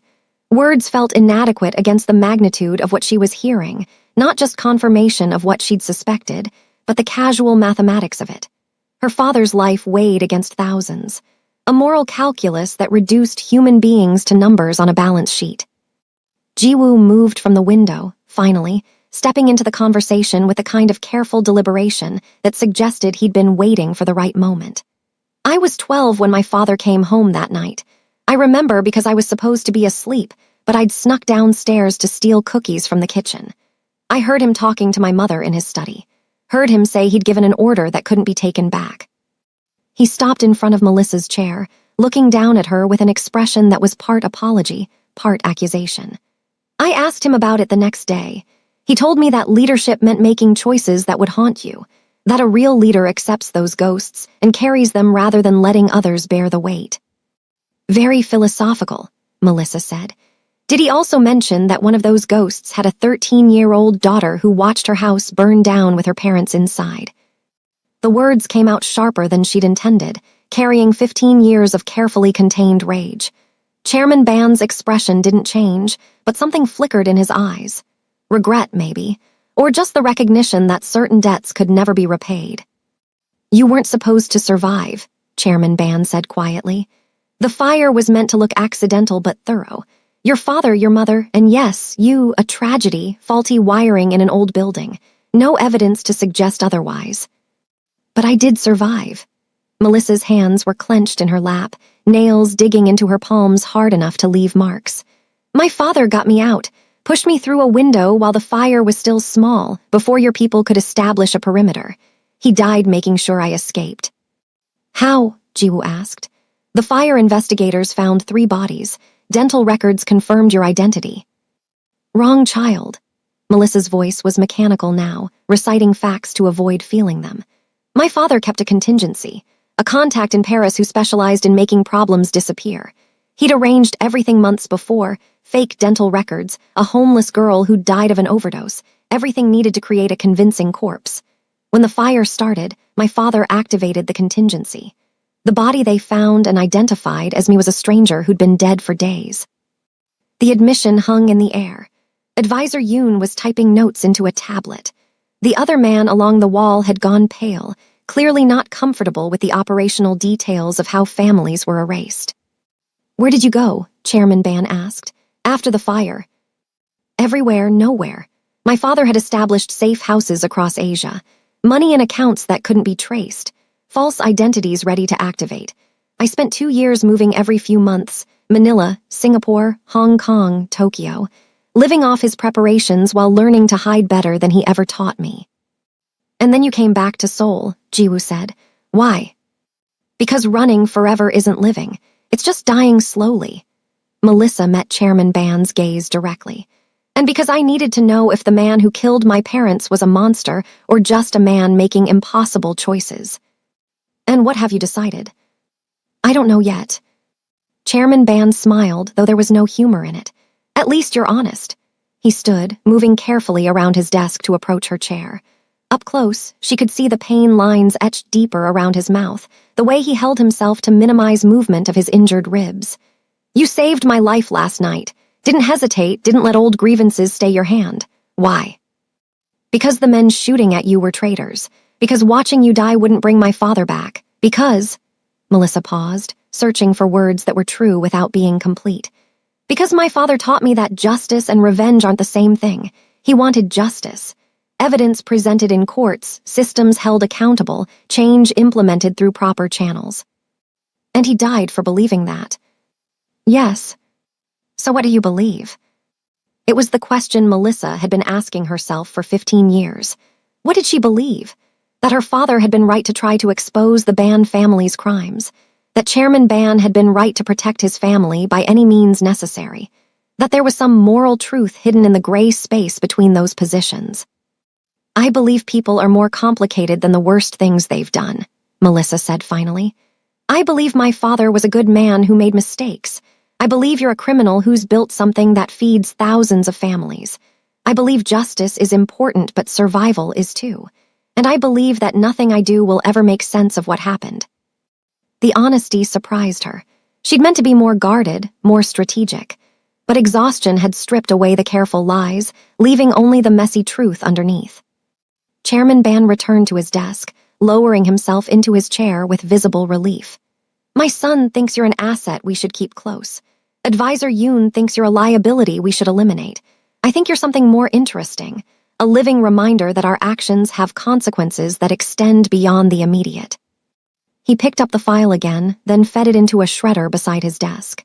The machine whirred, consuming decades-old evidence in seconds. Your father's investigation, all the evidence he collected. We found it after his death and destroyed it, or we thought we did. Did he leave copies? Secret caches that might surface if something happens to you? No, Melissa said, and it was the truth. He kept everything in one location, one perfectly secured location, and it burned with him. You're lying, Jiwoo said, or at least not telling us everything. Your father was too careful to put all his eggs in one basket. My father was dying, Melissa countered. Pancreatic cancer, stage 4. He had maybe 6 months left when you killed him. He wasn't building contingencies. He was trying to complete one last mission before the disease did what your people didn't have to. The silence that followed was profound. Chairman Ban's expression cycled through surprise, confusion, and finally something that might have been genuine regret. We didn't know. He didn't advertise it, kept working until the pain made it impossible to hide. The fire actually saved him from dying slowly in a hospital bed. Melissa stood, done with sitting, done with the posture of supplication. So congratulations, Chairman Ban. You murdered a dead man walking. I hope it was worth it. The tension in Chairman Ban's office was interrupted by a sharp knock on the door. Seo Taemin entered without waiting for permission, his expression carrying the kind of urgency that suggested something had gone catastrophically wrong. He held a tablet in one hand and moved with the coiled energy of a man delivering very bad news to people who didn't handle bad news well. We have a problem, Seo said, his eyes flicking briefly to Melissa before focusing on Chairman Ban. Our secure server network is locked. Everything, financial systems, communication protocols, security feeds, our entire digital infrastructure. Someone triggered a cascade lockout 30 minutes ago.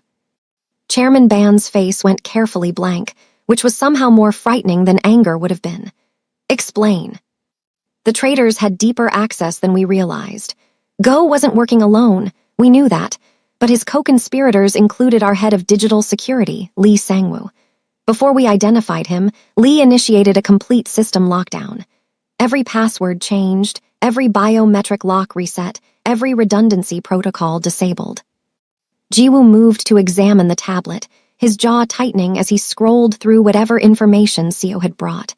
This is comprehensive. They locked us out of our own network. It gets worse, Seo said.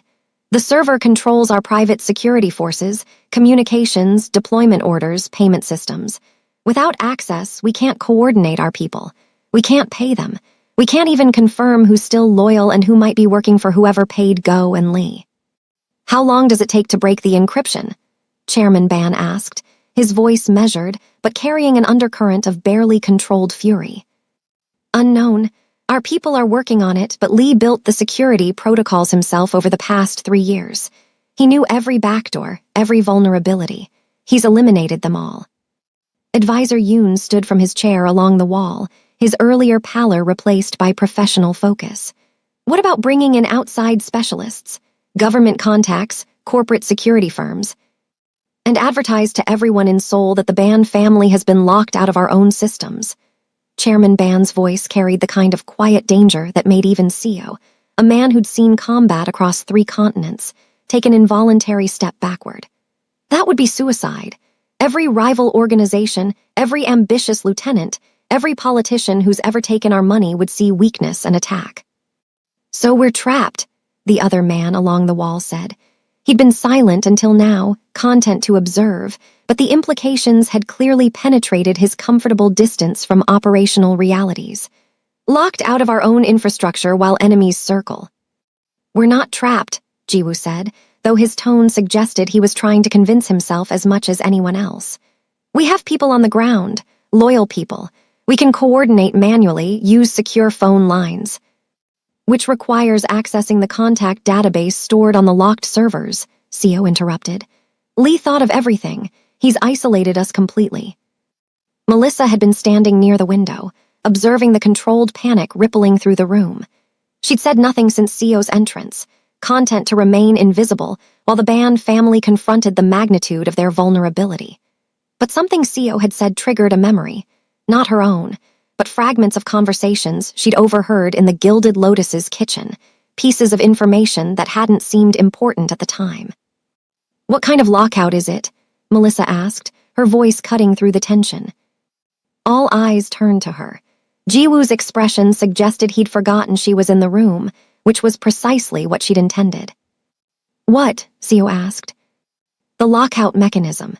Is it purely digital, passwords and encryption, or did Lee implement biometric verification as a final access layer? Seo exchanged glances with Chairman Ban before answering. Both. Even if we could crack the encryption, the final access requires voice authentication. Lee programmed it himself. We'd need his voice pattern to unlock the system. And Lee is dead, Jiwoo added. We found him 3 hours ago with Go, so unless you can resurrect corpses, that access is permanently locked. Not necessarily, Melissa said. She moved from the window, approaching the desk where Seo had set down his tablet. Voice authentication systems can be sophisticated, but they're not infallible. What specific phrase does the system require? We don't know, Seo admitted. Lee never documented it. Security protocol was that only he knew the passphrase. But the system must have some kind of prompt, something that indicates what it's waiting to hear. Melissa picked up the tablet, examining the locked screen. Sure enough, beneath the standard encryption barriers, there was a final prompt written in Korean. Speak the words of the old kings. The ancient dialect, the same formal tongue she'd used to greet Chairman Ban, the linguistic relic that had started this entire catastrophic chain of events. It's asking for Gyeongsang Satori, Melissa said quietly. The formal version, the kind spoken by the royal families before the modern era. Chairman Ban stood abruptly, ignoring the pain the movement caused. He crossed to the desk, reading the prompt himself. When he looked up at Melissa, his expression carried something between hope and disbelief. You can speak it. I can speak it, Melissa confirmed. But I don't know what specific phrase Lee programmed. It could be anything, a proverb, a historical quote, a ceremonial greeting. Without knowing what he chose, I could attempt dozens of variations and never hit the right combination. Lee was obsessed with legitimacy, Advisor Yoon said suddenly. Everyone turned to look at him. He came from nothing, orphaned at 8, raised in state facilities, built himself from poverty into one of our most trusted people. But he always felt like an outsider, always trying to prove he belonged among the old families. He studied their traditions obsessively, learned the dialects, memorized genealogies, and collected antique texts. He wanted to be what he could never be born as, Chairman Ban said, understanding dawning. Noble, connected to power that existed before money became the only measure of worth. So the passphrase would be something that reinforced that connection, Melissa said, her mind already sorting through possibilities. A phrase that demonstrated knowledge of old traditions, something that would separate those who truly understood the culture from those who just bought expensive suits and pretended. She closed her eyes, thinking back to summers spent with her grandmother in Jeonju. The old woman had been obsessed with proper forms, with the ways things had been done before the modern world flattened every distinction into irrelevance. She taught Melissa not just the dialect, but the philosophy behind it, the elaborate system of honor and obligation that had governed Korean society for centuries. "There's a traditional greeting," Melissa said slowly, assembling the pieces. "Used when acknowledging someone of substantially higher rank, not just formal Korean but the old form. It acknowledges three things: the speaker's unworthiness, the listener's elevated position, and the shared connection to ancestral traditions." She opened her eyes, meeting Chairman Ban's gaze. But it's not just words. It requires the correct tone, the proper cadence, the precise inflection that marks it as genuine rather than memorized. "I can attempt it, but if I get any element wrong, the system might lock permanently." "How confident are you?" Jiwoo asked. 70%, maybe 80 if I practice the phrase a few times. Melissa paused. "But there's another problem. Voice authentication systems are sophisticated enough to detect stress patterns, breathing irregularities, anything that suggests the speaker is under duress or attempting to fool the system. I'll need to be completely calm when I speak. No pressure, no observers, just me and the security terminal." "That's not happening," Jiwoo said immediately. "You could be working with the traitors. This could be an elaborate setup to gain access to our systems." "Then you'll stay locked out forever," Melissa countered. "Because I'm the only person in this room who can speak the dialect fluently enough to pass voice authentication. Your choice: take the risk or accept that your enemies have already won." The calculation played out across Jiwoo's face. Trust versus pragmatism.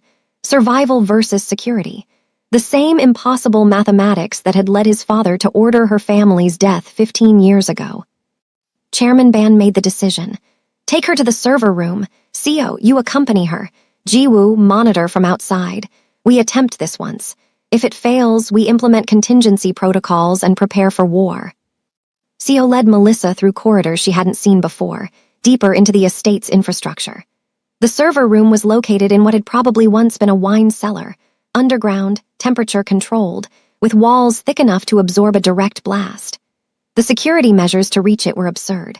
Biometric locks, man-trap vestibules, even an old-fashioned key that Seo pulled from a chain around his neck. Inside, the room hummed with the white noise of active servers. Dozens of blade enclosures lined the walls, their indicator lights creating a constellation of blinking stars in the dim lighting.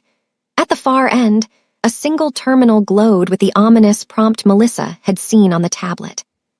"You have 10 minutes, Seo said, positioning himself near the door. "Long enough to make a reasonable attempt, short enough that you can't do significant damage if this is a trap." Melissa didn't bother responding. She approached the terminal, reading the full prompt now that she could see it on a proper screen. "Speak the words of the old kings. Prove your connection to those who came before. Show that you understand what it means to serve with honor." She took 3 deep breaths, centering herself the way her father had taught her. Fear was the enemy of performance. Stress corrupted execution. She needed to be the 13-year-old girl sitting in her grandmother's kitchen, learning phrases that would seem useless until suddenly, impossibly, they weren't. The phrase formed in her mind, ancient words that carried the weight of dynasties long fallen, of social structures that had been demolished by colonization and war and modernization, but still echoed in the linguistic shadows of the past. She spoke carefully, her voice carrying the proper deference, the correct tonal variations that distinguished genuine fluency from crude imitation. "Sayun chinhan muryokuro gemsahajen miamul jianhamnida. Achwinimui yunhainun hanulgwa gatgo, sayui yongsiang yun titangwa gat subnida. Jiantongui gilyul jiot nun jios, I sayui yongwangam. The translation was elaborate, nearly untranslatable in its layers of meaning. "I, who am unworthy, convey my gratitude with a humble heart. Your grace is like heaven, my loyalty is like earth. To walk the path of tradition is my honor." Nothing happened. The terminal remained locked, its cursor blinking mockingly. Melissa's stomach dropped. She'd been wrong about the phrase, wrong about the approach, wrong about everything. They were locked out permanently, and she'd just exhausted her only value to the Ban family. Then the screen flickered. Text appeared, not in modern Korean but in Chinese characters, the old writing system that had been used for official documents until the 20th century. The message was simple: prove you understand not just the words but the meaning. Another test. Lee had been more thorough than she'd anticipated. Melissa spoke again, this time not repeating the formal greeting, but offering its philosophical foundation. She explained in the ancient dialect what it meant to be loyal without being servile, to be worthy of authority without claiming equality with it, to exist in the hierarchical structures that defined traditional society without losing one's essential dignity. She spoke for perhaps 90 seconds, the words flowing from some deep well of memory and understanding that she'd thought she'd lost years ago. When she finished, the silence was absolute except for the server hums. The terminal chimed. The locked screens dissolved. Access granted appeared in both Korean and English, followed by cascading menus as the entire security network came back online. Melissa turned to Seo, who was staring at the screens with an expression somewhere between relief and suspicion. "It's done," she said. "Your systems are unlocked." The server room's successful unlock triggered a cascade of activity throughout the Ban estate that Melissa could feel more than hear. Footsteps quickened in distant corridors. Voices rose with renewed urgency and purpose.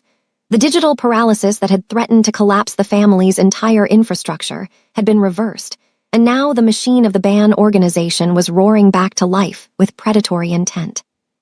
Seo was already speaking rapid commands into his phone, coordinating responses that Melissa could only partially hear. Deployment orders, asset verification, instructions to find and secure individuals whose names meant nothing to her but clearly represented significant pieces on whatever chessboard the Ban family played their games upon. Jiwoo appeared in the server room doorway within minutes, his expression unreadable as he took in the now-accessible terminals. He didn't thank Melissa, didn't acknowledge the magnitude of what she'd just accomplished. Instead, he gestured for her to follow him, his body language suggesting this wasn't a request that tolerated refusal. They returned to Chairman Ban's office, where the atmosphere had transformed from controlled panic to something far more dangerous, cold, calculated fury. The chairman stood at the window overlooking Seoul, his posture rigid despite his injuries. When he turned to face Melissa, his expression carried the kind of intensity that had probably preceded every major decision of his criminal career. 6 hours, Chairman Ban said without preamble. That's how long we were locked out of our own systems. 6 hours during which our enemies could have mobilized, our allies could have abandoned us, our entire structure could have collapsed. And one waitress with a dead father's linguistic education saved us from that fate. "I did what needed to be done," Melissa said, keeping her voice level. "The same as last night in the restaurant." "Yes, the same as last night." Chairman Ban moved from the window, each step measured and deliberate. "Which raises an interesting question. You've now saved my life and saved my organization. 2 massive debts in less than 24 hours. Most people spend decades failing to earn that kind of credit with my family." "I don't want credit. I want to go home." "There is no home to go back to." The words came from Jiwoo, who'd positioned himself near the door, blocking it, Melissa realized. "The moment you unlocked those servers, every security agency monitoring our communications became aware that someone with extraordinary linguistic skills and system access helped us. They'll be looking for you, trying to identify you. And when they do, they'll want to know everything about the mysterious woman who can speak like royalty and navigate our most secure infrastructure. That's your problem, not mine. It became your problem when you made yourself indispensable." Chairman Ban sat heavily in his chair, the movement finally betraying how much pain he was suppressing. "Advisor Yoon, give her the summary." The lawyer stepped forward, his tablet already displaying information that made Melissa's chest tighten. "In the past 6 hours, we've identified 17 co-conspirators in addition to Go and Lee. They range from mid-level security personnel to a regional operations director who'd been with the family for 9 years. The conspiracy was deeper and more extensive than we initially assessed." He swiped to another screen. Financial analysis shows they were being paid by the Dijian faction, a rival organization that's been trying to expand into our territories for the past 3 years. The attempted coup wasn't just about killing Chairman Ban. It was about decapitating our leadership and creating enough chaos that the Dijian faction could absorb our operations while we were paralyzed. And now, Melissa asked, though she suspected she already knew the answer. Now we go to war, Jiwoo said simply. We've located 14 of the 17 conspirators. By this time tomorrow, they'll all be dead or wishing they were.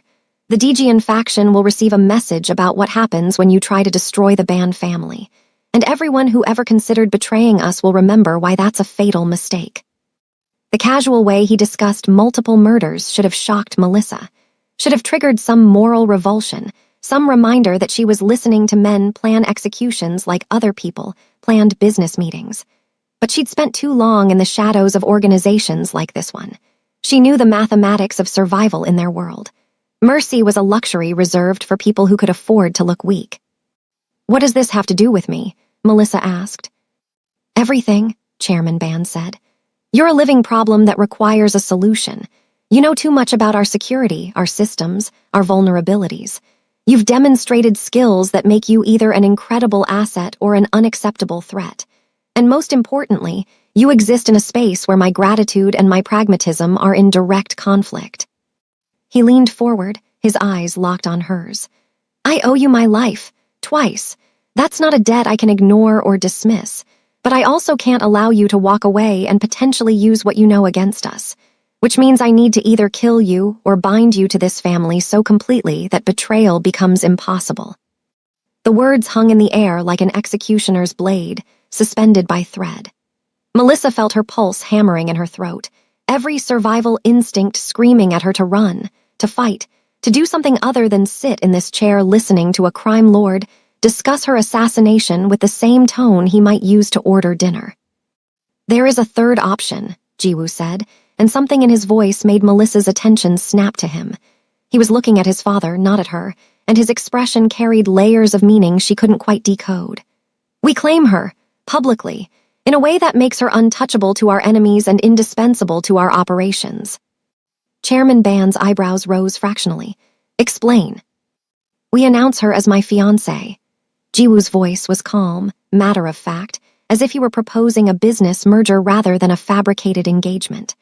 A foreign-educated specialist who's been consulting with our organization, someone with legitimate credentials and valuable skills. The story is that we met months ago, that the relationship has been developing quietly, and that recent events have accelerated our commitment. That's insane, Melissa said, finding her voice. No one will believe it. Everyone will believe it, Jiwoo countered. Because we'll make them believe it. We'll generate a paper trail showing your employment as a security consultant. We'll leak photos that suggest an existing relationship. We'll have respected members of our organization vouch for your character and credentials. Within a week, your presence in my life will be an established fact that no one questions. And what does this accomplish besides elaborate theater? It accomplishes everything. Jiwoo moved closer, his intensity making the air feel thin. As my fiancé, you're under the Ban family's protection, untouchable. Any attempt to harm you becomes an attack on our family honor. Any investigation into your background becomes an insult to our judgment. You become so thoroughly integrated into our structure that separating you from it becomes impossible. You're describing a prison, Melissa said. A gilded cage with better marketing. I'm describing survival, Jiwoo corrected. For both of us. You get protection from every enemy you've made by helping us. We get access to your skills without worrying you'll sell them to our rivals. It's a mutually beneficial arrangement. I don't get a choice. You get the same choice my father offered your father 15 years ago. Jiwoo's words were cruel in their honesty. Accept our terms and live. Refuse and die.